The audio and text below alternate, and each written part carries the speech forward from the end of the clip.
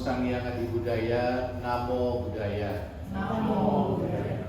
Bapak Ibu serta saudara-saudara sekalian dan adik kami yang berbagai dalam Dharma, maka pada malam hari ini bertepatan dengan peringatan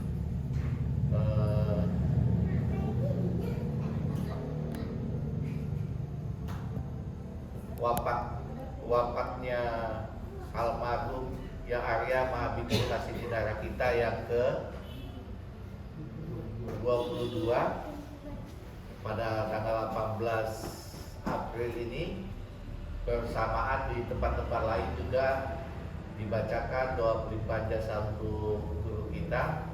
Maka mari kita bersama-sama mempersiapkan diri untuk melakukan pembacaan Parita Awamanggala. Mari kita awali dengan membacakan Namaskarayata bersama-sama.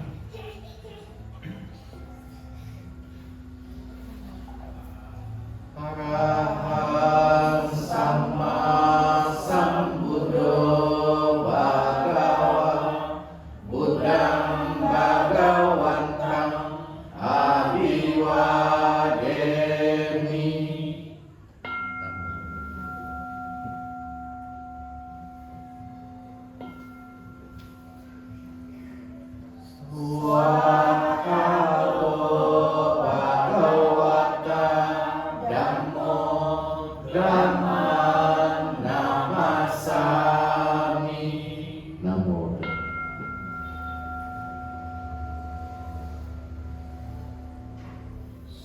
Supatipanno Bhagavato Sawaka Sangho Sanghang Namami. Namo Buddhaya.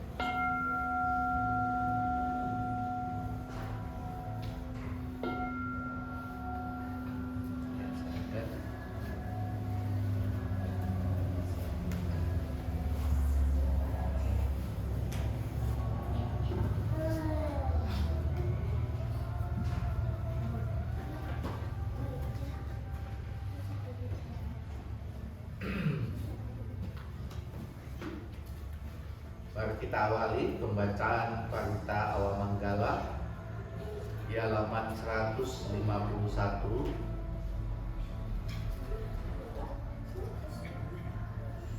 Vandana. Namo Sang Hyang Adi Budaya. Namo Sang Hyang Adi Budaya. Namo Sang Hyang Adi Budaya. Namo Tassa Bhagavato Arahato Sama Sambuddhassa.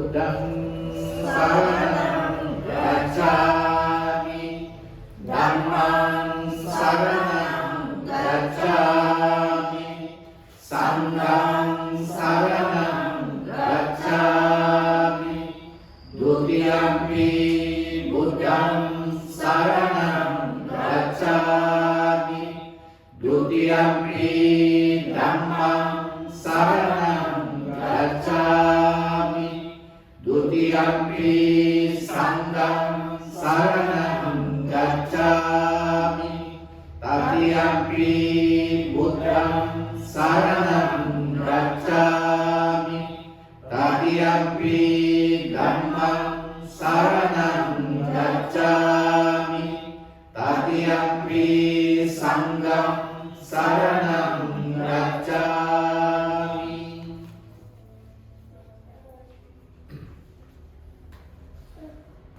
Buddhanusati.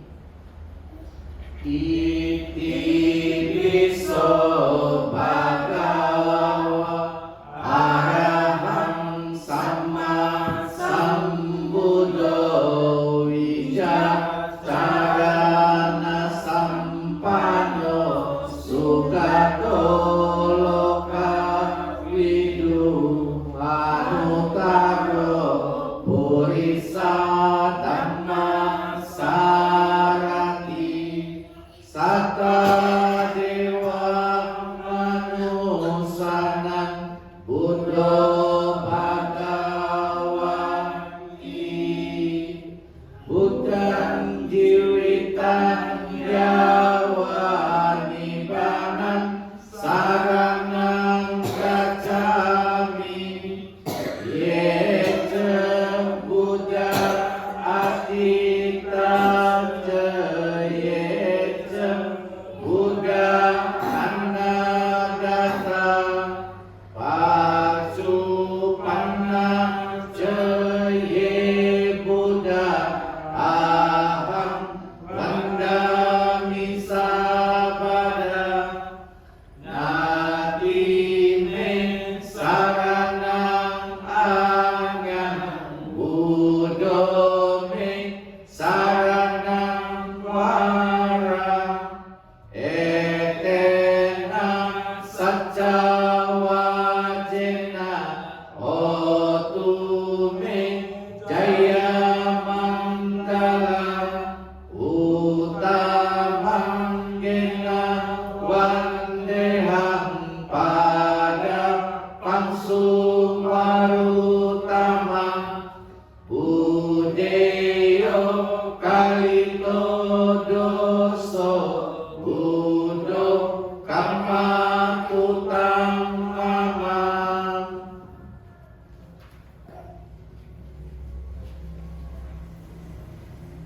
Dhammanusati.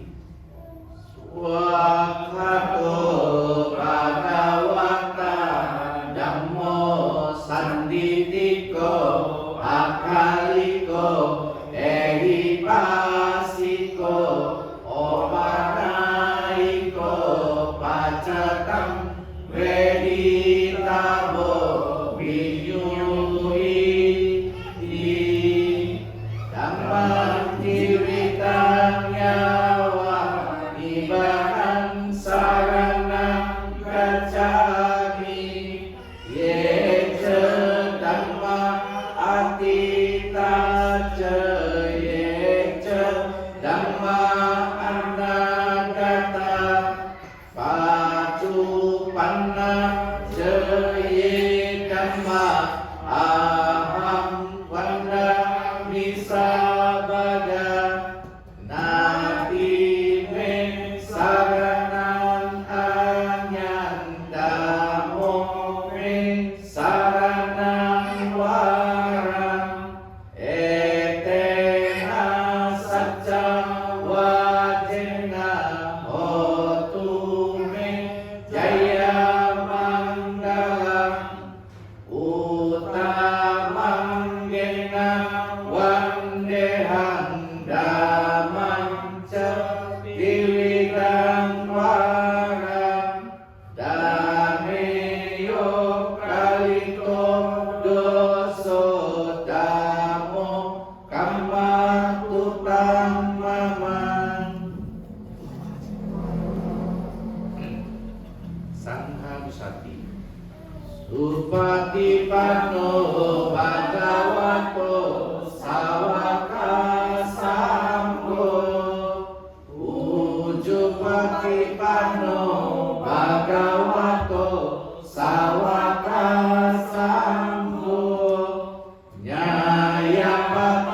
Patipano Bhagavato Sawaka Sangho Samiji Patipano Bhagavato Sawaka Sangho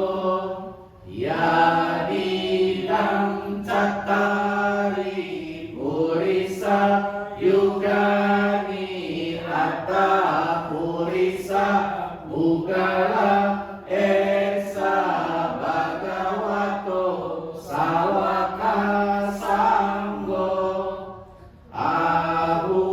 Ahuneo Pahuneo Dakineo Anjali Karanio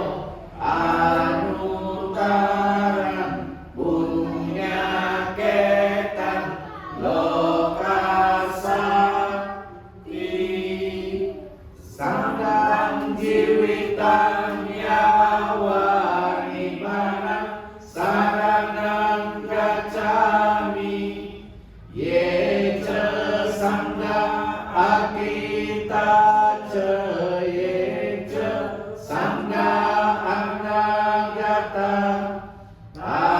Acupana Jaya Sangga Aham Wandami Sabada Nadime Saranang Anyam Sanggome Saranang Wara Etena Saccawajena Otume Jaya Manggalam Utamang Genam Wandeham Sanggam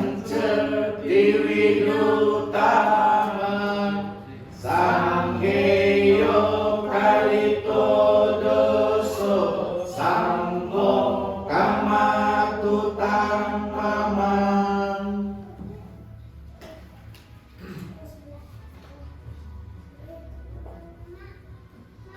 Karania Eta Sutta.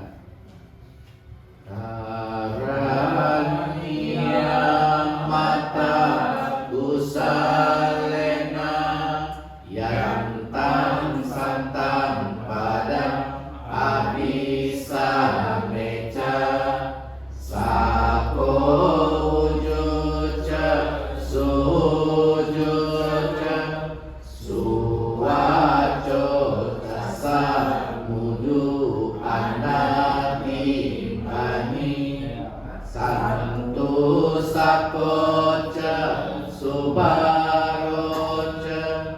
Apat Icoca Salauka-uti Santindriyoca Nipakoca Apagabo Kulesu Ananu Ido Nacepudang Samacare Kinci Yena Winyu Pare Upawadeyung Sukinowa Kenino Hotu Sade Sata Bawantu Sukitata Yekeci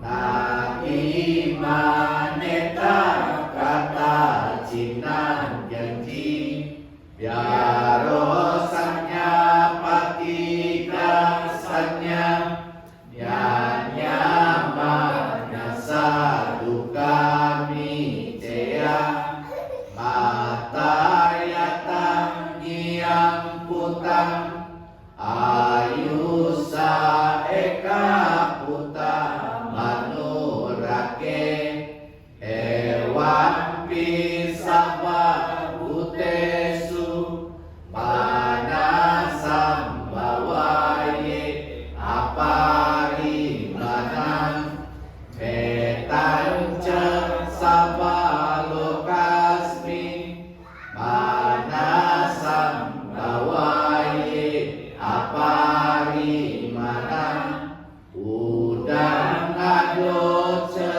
irianca asam badang awerang asapatang ditancarang nisinoa saya noa yawa tasa wigata mido etang saking aditea Brahma metang vihara idamamu ditince anupagama silawa dasanena sampano kame suwineya gedang nahi jatuh gapasea punareti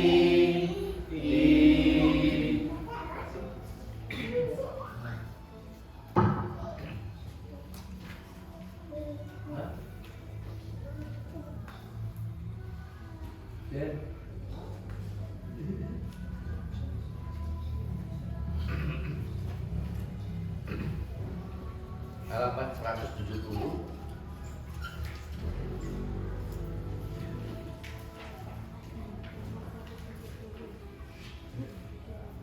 segala sesuatu yang terbentuk tidak kekal adanya, bersifat timbul dan tenggelam.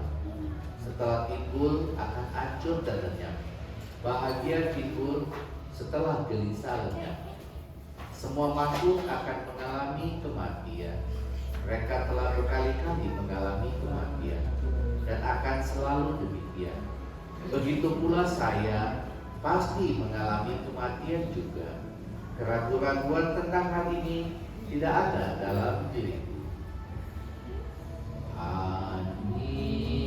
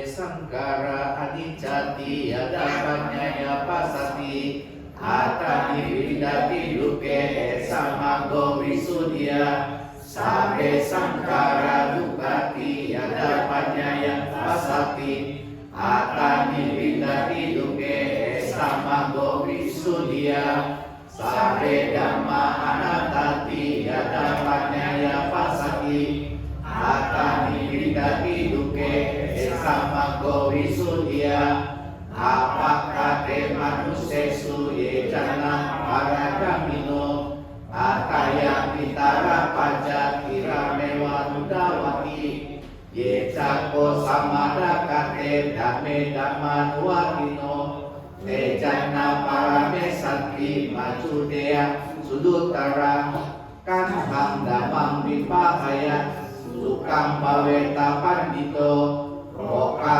anokama dhamma viveke yata duramang tatra virati meceya itwa kame akicano pariyoda pea atana cita klesei pandito ye sang bodhiyang kesu sama citang subalitang adana patini sage anupadaya irata ina sawa cuti manto teloke pariniputan.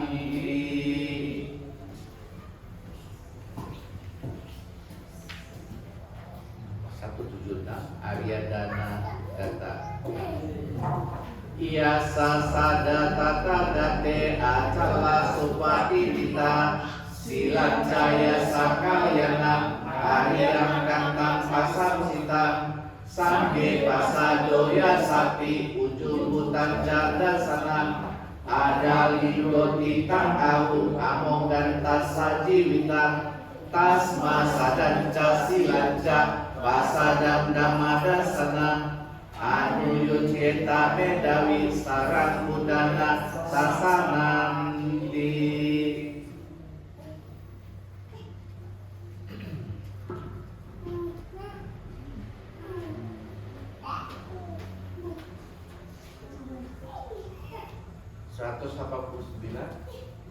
Makan Mudana.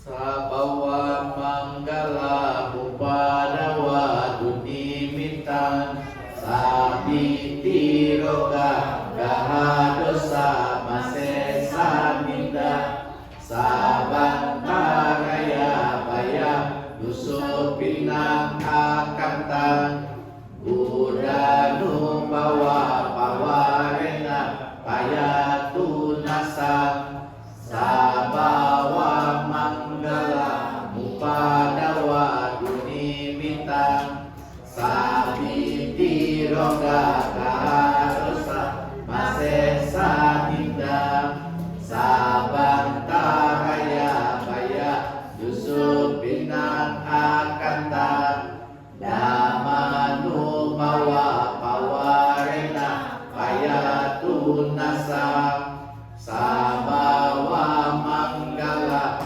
mupadawa dunimitan sabiti roga gahadosa masesa ninda sabantaraya baya dusupinang akantang sangkanu bawa pawarena paya tunasa.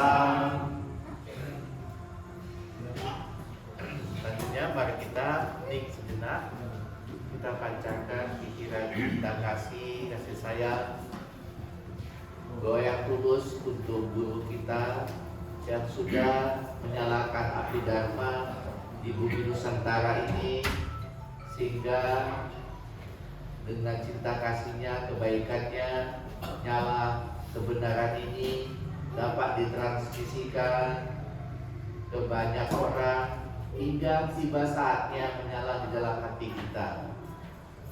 Dan ketika api ini menyala dalam hati kita, kita ingin menjaganya, merawatnya dengan sebaik mungkin. Mari kita bermeditasi.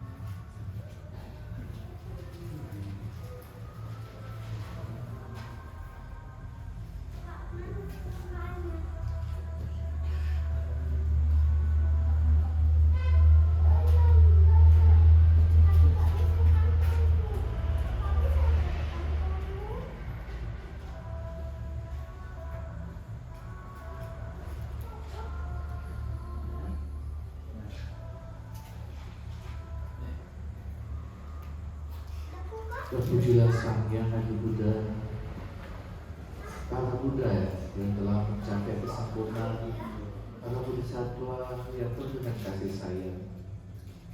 Pada hari ini, di malam hari ini, tanggal 18 April 2024, di Wihara Bodhisitala Siborong-Borong, kami berkumpul bersama-sama membacakan parita-parita suci.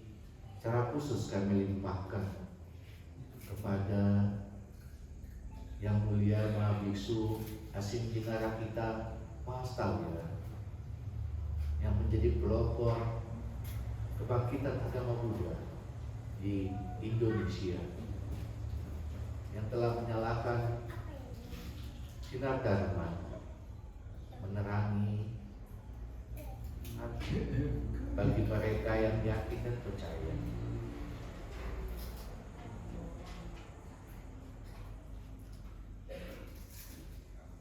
Ini nyala dharma itu bisa kami rasakan, menerangi hati kami.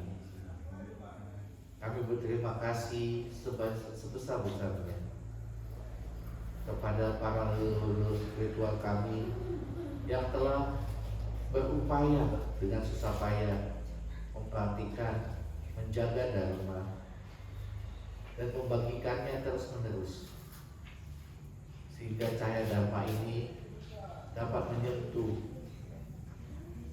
mereka-mereka yang beruntung untuk merasakan keindahan dharma.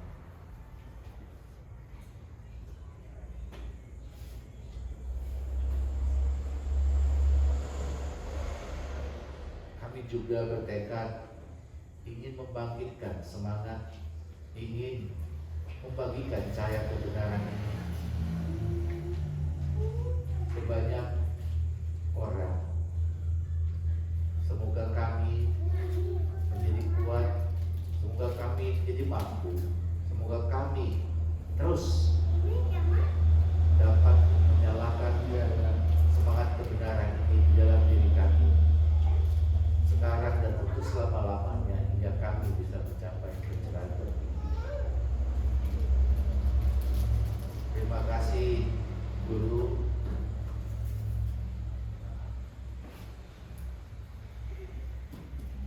Semoga Yang Mulia dapat hadir kembali membimbing kami menuju ke kondisi praktek spiritual yang lebih tinggi.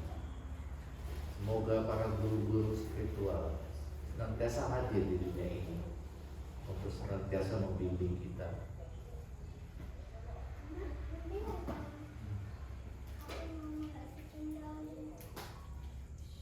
Sabisata Bawantu Sukitata, semoga semua makhluk hidup berbagi.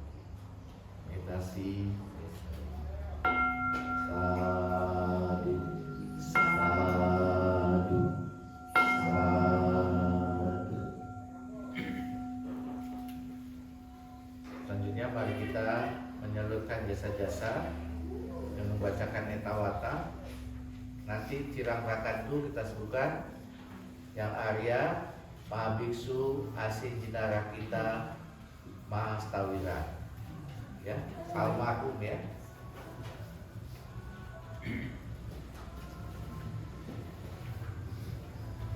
Etawata. Etawata Jaami Sambatan Punya Sampada Sabe Dewa Anumodatu Sabah Sampati Sidia Etawata Jaami Sambatan Punya Sampada Sabe Buddha Anumodatu Sabah Sampati Sidia Etawata Seami Sambata Punya Sampada Sabe Satta Anumodatu Sabah Sampati Sidia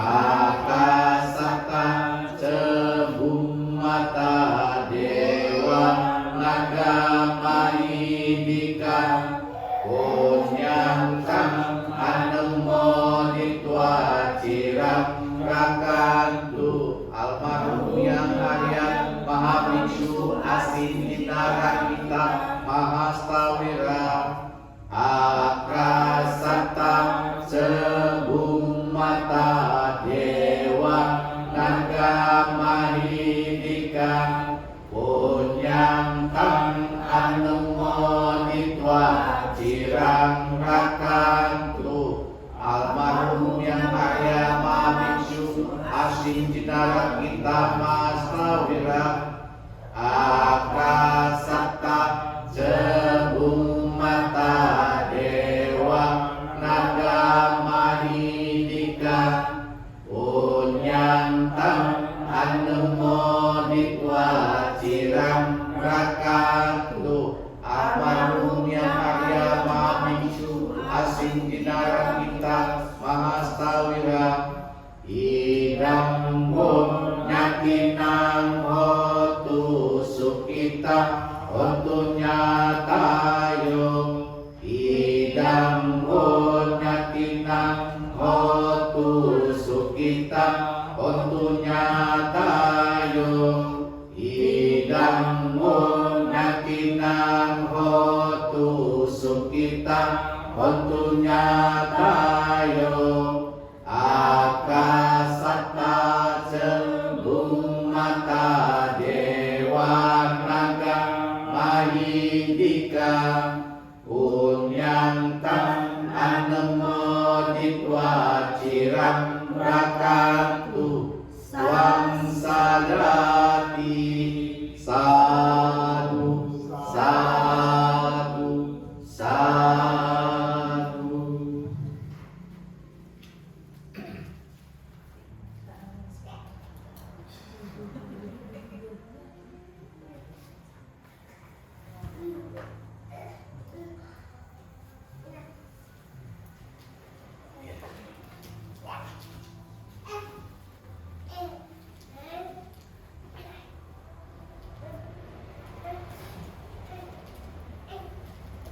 Boleh duduknya relax, santai.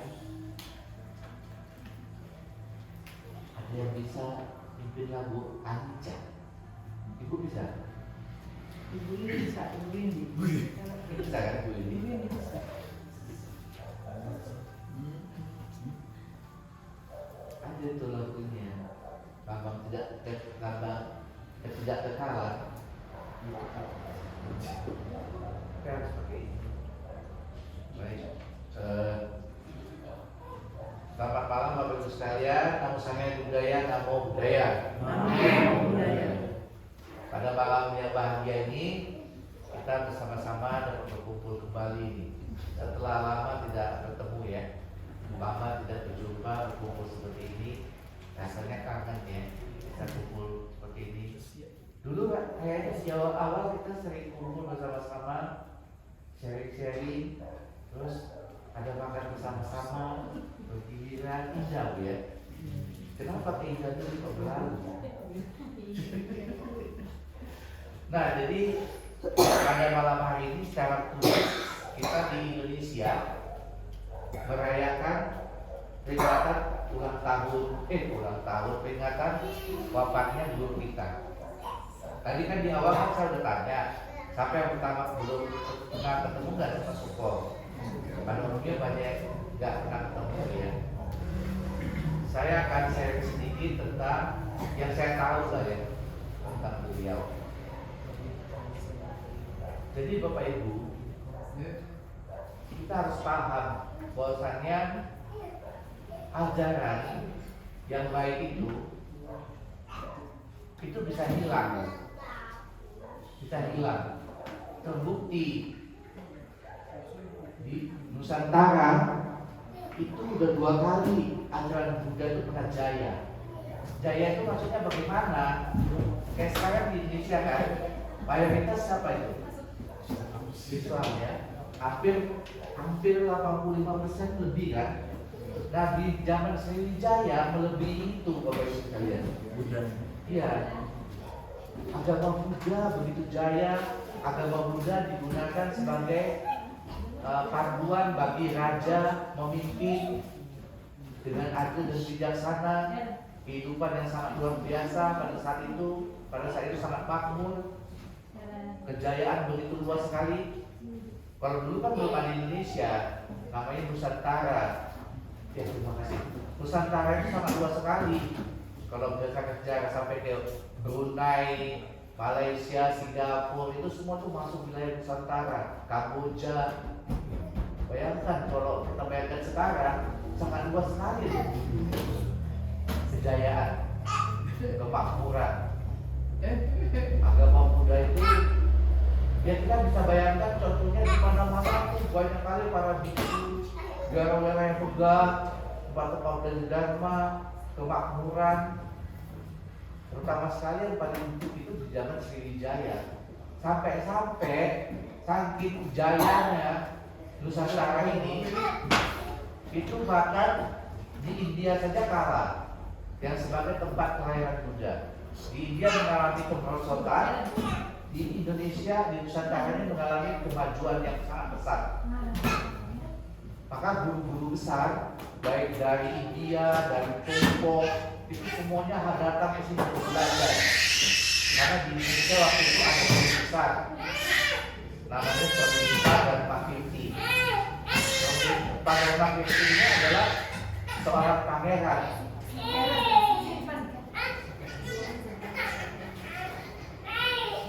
Nah, pangeran yang menjadi biku belajar ke India. Setelah dia belajar ke India, cukup lama dia kembali ke Indonesia. Dan pada saat itu India mulai susut agama Buddhanya. Maka yang mulia Atisa dari India malah belajar ke Indonesia 12 tahun. Pak Yen Icing ya, itu juga datang ke Indonesia untuk belajar. Sebelum mereka belajar ke India, mereka ke sini dulu. Jadi sangat jaya sekali agama Buddha di Indonesia waktu itu. Tapi ya itulah, yang namanya perubahan itu terjadi, di mana akhirnya karena berbagai macam hal, apalagi agama Buddha ini kan nggak suka perang. Seperti itu juga salah satu itu. Jadi ketika diserang, ketika ada kekuatan yang lebih besar, akhirnya bisa surut. Ya, baik di zaman Sriwijaya, di zaman Majapahit juga agama Buddha begitu jaya sekali. Kebanyakan mengalah di bawahnya. Kebanyakan mengalah.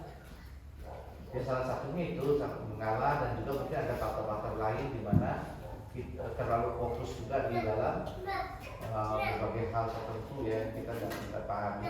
Tapi memang ada masa-masa kejayaan dan kemerosotan. Setelah zaman Majapahit begitu lama, ratusan tahun, itu agama Buddha punah di Indonesia, nggak ada.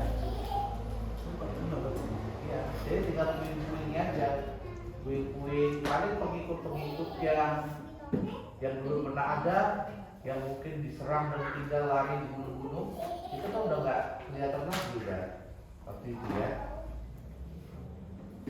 udah nggak ada. Jadi Singkat Dharma itu udah redup di sini. Nah syukurlah pada tanggal 23 Januari 23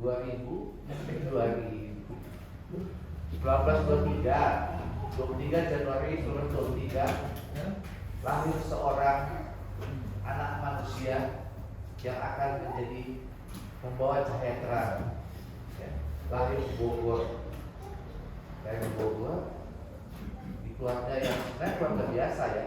Orang tuanya itu ya kayak orang tua itu kayak kepala desa gitu, usaha kecil lah ya.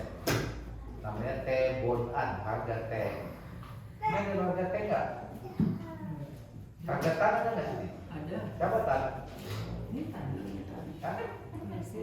Tangnya beda. Tan. Beda. Enggak, teh itu dari bangga bapaknya. Ibunya Tan. Ada Tan. Nah, jadi Tebonan, kasih nama Tebonan. Apa artinya ya kalau Tebonan apa? Anti, biasanya kalau selamatnya. Tebonan. Nah, dikasih nama itu. Nah, beliau tumbuh sebagai biasa yang apa ya? Yang cukup aktif. Belajar juga cukup bagus. Nah, setelah dia apa? Kuliahnya kan di Belanda. Jurusan kimia, universitas yang sangat terkenal di Belanda waktu itu. Di sana lah beliau tuh mulai apa? Belajar spiritual, bertemu dengan kelompok teosofi sana. Teosofi ini adalah kelompok orang-orang yang mulai mempelajari agama-agama yang ada. Mereka coba untuk mengangkat nilai-nilai kemanusiaan. Jadi begitu Tebonan di Bandung juga sebelum dia ke sana juga sudah bertemu dengan beberapa guru. Dia ketertarikannya luar biasa kepada spiritual. Nah, setelah dari Belanda selesai kuliah, karena dia punya ketertarikan, pulang ke Indonesia, itu sudah menjadi seorang praktisi, ya, menjadi anagarika ya. Anagarika itu adalah seorang. Kalau kita lihat foto yang sana itu yang ada pakai baju putih yang berikutnya, ada kan? Fotonya itu, ada tidak anagarika. Latihan spiritual juga anagarika. Terus setelah itu dia menjadi seorang samanera, ditabis di Bandung. Ya. Di Bandung, bukan di Bandung, Jakarta di Bandungnya. Sebagai seorang samanera oleh biksu Pencing Lawesang, biksu dari Tiongkok. Sudah di Indonesia sebelum Sukong ini jadi biku, sudah ada biku-biku dari Cungko. Cuma biku-biku dari Cungko ini ada di Indonesia itu nggak ngajar dharma. Jadi lebih banyak itu mereka memimpin kayak main sembahyang aja gitu, main biara, ada rumah bagaimana tiap nyok, gimana ini begitu ya. Jadi nggak ada konfliknya, nggak ada dharma, sehingga dianggap ya dalam dharma itu nggak ada. Bahkan di tahun 1934 yang mulia Narada Mahathira dari Sri Lanka pernah juga berkunjung ke Indonesia 1934 ya, selama 3 minggu kunjung mengajarkan sedikit, setelah itu kan dia pulang, sehingga juga yang sudah diajarkan itu nggak betul-betul tumbuh ya, berkembang. Nah, setelah beliau ini ditabis menjadi seorang samanera, beliau ini yang mulia Pancasila Rakita ini setelah jadi samanera, dia diminta guru sama gurunya untuk ditabis menjadi biku di Birman tahun 1954. Tanggal 23 juga dia tahun 23 Januari 1994 beliau ditabis di Birman. Gurunya itu adalah seorang guru yang sangat terkenal, yaitu Mahasi Sayadaw. Jadi gurunya dua pasti. Satu waktu samanera itu gurunya adalah yang Mahayana. Jadi biku dia gurunya penabisnya itu adalah dari Theravada, Sayadaw dari Birman. Nah, setelah belajar di sana meditasi sangat cukup besar. Akhirnya setelah setahun di sana kurang lebih beliau kembali ke Indonesia, memulai karena diminta sama teman-temannya dari Indonesia untuk membimbing mereka. Akhirnya pulang beliau ke Indonesia di tahun 1955. Itulah langkah awal dinyalakannya cahaya dharma di Indonesia ini dengan membentuk berbagai macam kumpulan, terbentuk dulu namanya PUII, Persaudaraan Upasaka Upasika Indonesia tahun 1955. Ya pengikutnya banyak kan dulu ya Aceh, AIAI itulah ya yang mendukung beliau untuk apa. Dan PUI ini juga beberapa intelektual yang sangat luar biasa yang ikut beliau. berkembang. Nah, berkembangnya itu karena Pantai Asin ini setelah ditabis di sana pulang itu suka keliling ke daerah-daerah. Dulu belum ada wihara-wihara. Dulu tuh kelenteng-kelenteng. Jadi kelenteng-kelenteng ini juga punya jasa yang besar. Karena basisnya dulu wihara, ya, dilarang. Tahun 65 juga pernah dilarang pengembangan bangunan. Jadi dulu kelenteng-kelenteng itulah tempat berkumpul. Kumpul kayak gini lah, misalnya ini kelenteng apa ya, kumpul rumah. Nah, nanti kasih bimbingan, akhirnya apa ya, bimbing semangat, berkembang, keliling mulai dari Jawa sampai ke Sumatera sampai ke Papua lebih berkembang. Nah, dengan adanya komunitas-komunitas yang ada di daerah-daerah ini timbul satu ikatan yang terjadi. Nah, di tahun 1956 diadakan, tahun 1956 itu adalah, nah, pernah dengar nggak Buddha Jayanti? Pernah ya? Buddha Jayanti itu adalah kebangkitan agama Buddha di seluruh dunia. 2500 tahun kebangkitan agama Buddha. Tahun 1956.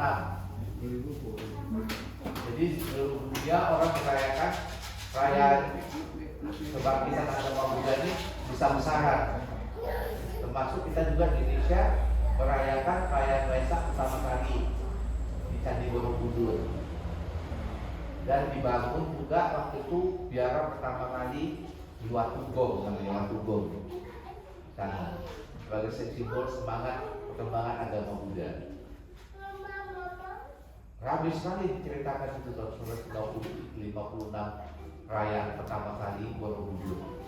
Ribuan orang hadir di sana pada saat itu. Dan pada saat itu pertama sekali biara Candi Borobudur itu disakralkan. Karena orang ada di sana dengan upacara besar hidup kembali lah ya. Setelah tertidur, bahkan Candi Borobudur itu dalam waktu yang cukup lama.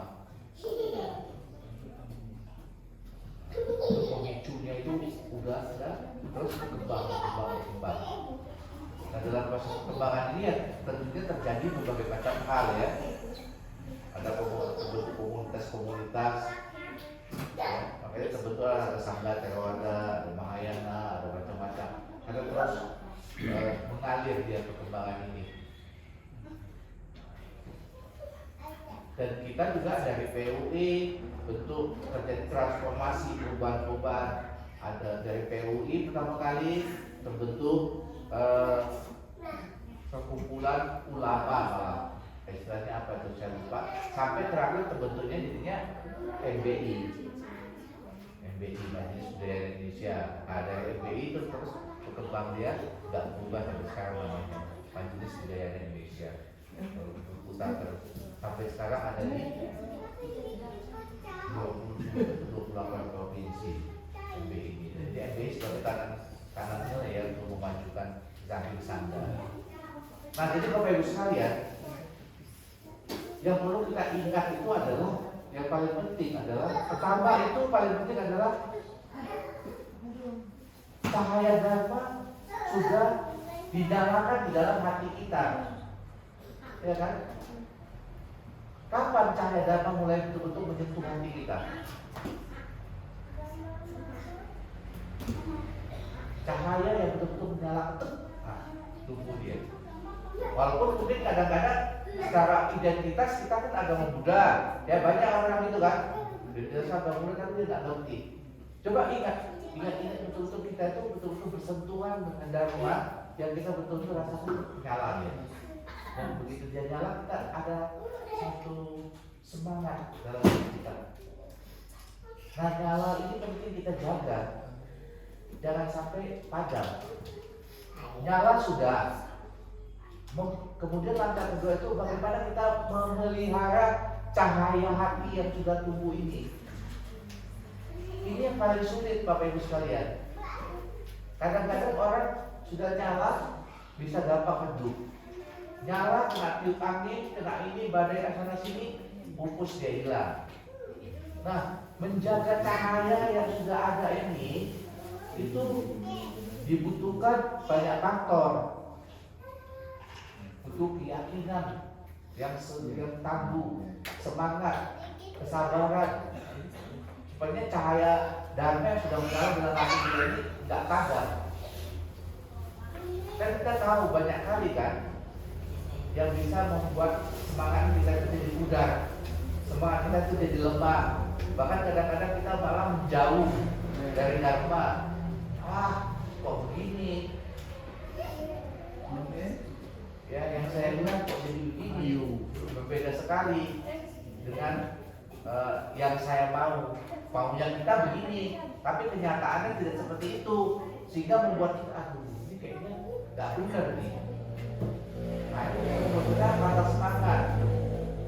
Tapi kalau kita kembali merenungkan, tidak kok, Dharma itu tidak pernah salah. Buddha sudah mengatakan Dharma akan melindungi mereka yang mempraktekkannya. Itu nggak mungkin salah. Dharma nggak pernah salah kok. Tapi karena kita itu belum teguh, kadang-kadang kondisi luar ini yang gampang sekali membuat kita itu jadi goyah kan. Baik, kita lihat orang karena keyakinannya lemah, kena bujuk rayu, pindah, beralih. Bahkan karena hal-hal materi kecil aja bisa beralih kok. Dikasih bantuan ini itu, pindah. Kalau keyakinan pada di sini, bayangkan bagaimana kita berharap bisa tumbuh dalam spiritual. Susah. Kita lihat cobalah perjuangan para guru-guru kita ya, para leluhur spiritual kita pada masa lampau itu bagaimana. Kalau Buddha udah nggak ada tandingannya perjuangannya dalam mengupayakan kebenaran. Bapak Ibu tahu nggak, ketika Bodhisattva ini mau mencapai kebuddhaan, beliau itu sampai berikrarnya sampai saat ini nggak ada bandingannya. Apa tekad yang beliau katakan? Saya tidak akan berhenti berupaya untuk mencapai pencerahan, walaupun darah saya harus mengering, walaupun tulang-tulang saya harus berantakan, remuk redam, saya tidak akan berhenti berusaha untuk mencapai kebenaran. Dan saya tidak akan bangkit dari tempat ini sebelum saya mencapai pencerahan. Itu yang disebut dengan aditana, aspirasi. Ada loh aspirasi seperti ini, dan kita sudah melihat kenyataan itu. Kalau tidak ada aspirasi seperti ini, tidak ada satu tekad seperti ini yang ditumbuhkan, nggak mungkin bisa jadi Buddha dan bisa mencapai pencerahan. Karena godaannya, tantangannya begitu luar biasa. Marah itu setan penggodanya, mengintai setiap detik di mana ada kelengannya masuk untuk menggagalkan. Itulah guru kita ini betul-betul berupaya terus sehingga bisa menghalau hal-hal seperti itu. Di titik-titik terakhir juga malah masih mencoba untuk menghalaunya supaya gagal. Nah, jadi upaya yang sudah dilakukan oleh guru kita ini sangat luar biasa sekali. Coba kita bandingkan Pak dengan pengorbanan yang kita lakukan itu sebenarnya sebesar apa sih? Dan perjuangan guru-guru kita yang lainnya setelah Buddha setelah mencari pencerahan, dia menyalakan cahaya Dharma ini kepada 5 muridnya kan, 5 petapa. Dari 5 petapa kepada yang lain-lainnya, jadi ada 60 orang. Nah, dari 60 orang ini Buddha menyuruh mereka untuk menyebar kemana-mana. Pergilah, menyebarlah kalian, pergilah ke manapun juga untuk menyebarkan Dharma. Kabarkan ini kabar gembira, kabar sukacita, sampaikan. Artinya itu dari satu perintah jadi 6 cahaya, jadi 60, jadi 1250. Terus berkembang kan, dan semakin menerangi banyak hati. Dan mereka berupaya terus-menerus untuk membagikannya, karena mereka sudah merasakan manfaat dari Dharma itu. wah begitu indah, begitu luar biasa. Kita juga merasakan manfaatnya, terjadi transformasi dalam batin kita. Ada perubahan cara berpikir kita terhadap dunia, terhadap kehidupan, terhadap masalah, perubahan sikap kita, perilaku kita, sehingga kita betul-betul merasakan, oh iya, ini sangat berharga, pantas untuk diperjuangkan, pantas untuk dipertahankan dalam diri kita. Jadi untuk memelihara angin yang bertiup dari seluruh penjuru itu ada selalu. Ya.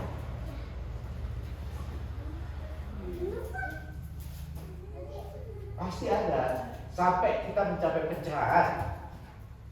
Godaan, tantangan itu selalu ada. Makanya penting sekali setiap hari kita tumbuhkan aspirasi. Aspirasi itu apa ya? Ide. Bukan, aspirasi itu adalah kita memberikan satu motivasi kepada diri kita sendiri Semangat.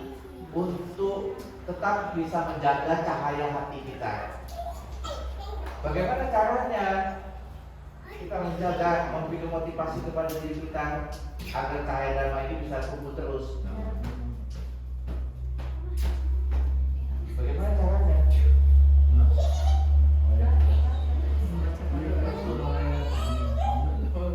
Mengingatkan terus ada agama Buddha. Caranya adalah kita betul-betul merenungkan dharma itu dengan baik, ya, sehingga dengan kita merenungkan dharma dengan baik, dia meresap ke dalam batin kita, sehingga kalau itu sudah meresap, kita tidak peduli apa yang mungkin orang katakan, ya, apa yang terjadi, bahkan ada kesulitan di sana sini, kita tetap bisa selalu bercermin pada dharma. Kita jadikan dharma sebagai cahaya hati kita, jadi cerminan. Nah, semua masalah kita bercermin pada dharma, sehingga kita nggak akan menderita terlalu besar. Ada kesulitan, tapi kita gampang untuk mengatasinya. Kita tahu solusinya. Kita nggak menjadi menderita berlebihan, berkepanjangan. Contohnya, kalau mungkin dulu kita kalau sedikit aja dipusing egonya semua orang, dihina sama orang, itu susah kali ya. Mau tidur aja susah, teringat-ingat terus, sampai berhari-hari nggak bisa hilang rasa keselnya, dongkolnya kepada orang itu. Kalau bisa digebukin orang itu, kita maunya begitu, ya. Tapi setelah kita belajar dharma, kita melakukan dharma, kita bisa jengkel nggak? Bisa.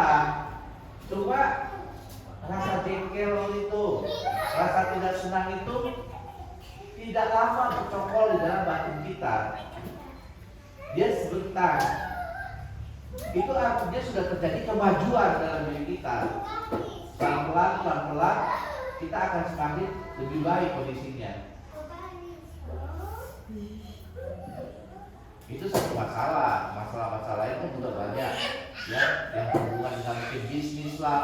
Bayangkan dulu kalau misalnya rekan bisnis kita itu lebih maju dari kita, ya, lebih berkembang dari kita timbul iri.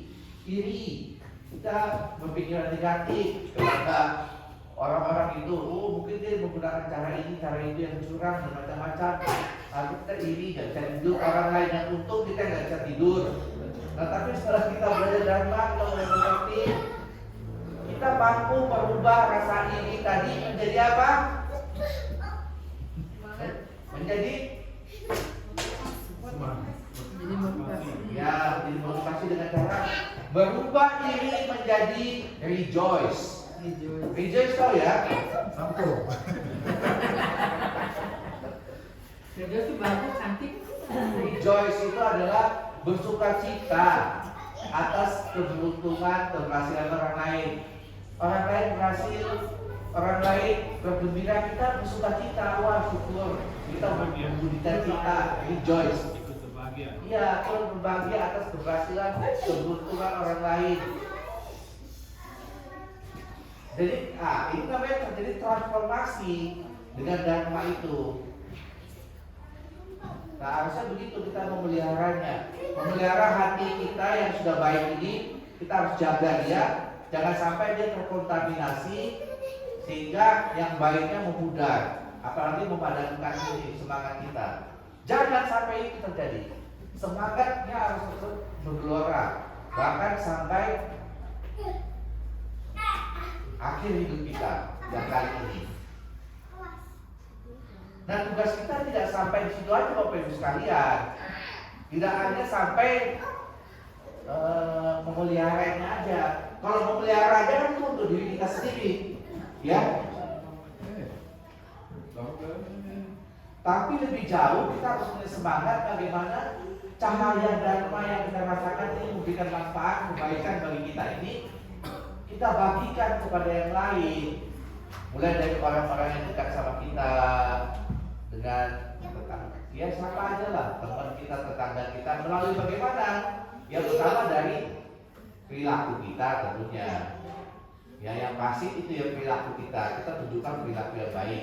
Kemudian dari yang kemauan dalam pembicaraan sehari-hari, harus ada masukan yang berhubungan dengan nilai-nilai dharma dalam komunikasinya, dalam pembicaraannya, dalam hal-hal yang berhubungan dengan mewartakan kebaikan. Apalagi sekarang dengan media kita juga bisa bertekad aja misalnya, aku mau setiap hari sharing sedharma baik kepada teman-temanku, atau ya pokoknya pada teman lah.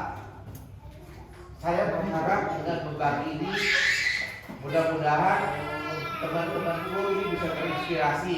Udah, dengan motivasi itu kita mau melakukannya. Gak usah pikirkan, ini dibaca nggak ya sama dia atau enggak. Yang penting kita bertekad aja gitu. Itu namanya kita sudah mulai berbagi secara baik juga. Kita mau mewartakan dharmanya kan, lebih gampang. Jadi pertama kita menggarap-garapkan dharma dalam hati kita, menjaganya, terus membagikannya. Kan ini kan yang dilakukan oleh Buddha dan murid-muridnya. Dari Buddha mewartakannya. Kalau tidak diwartakan oleh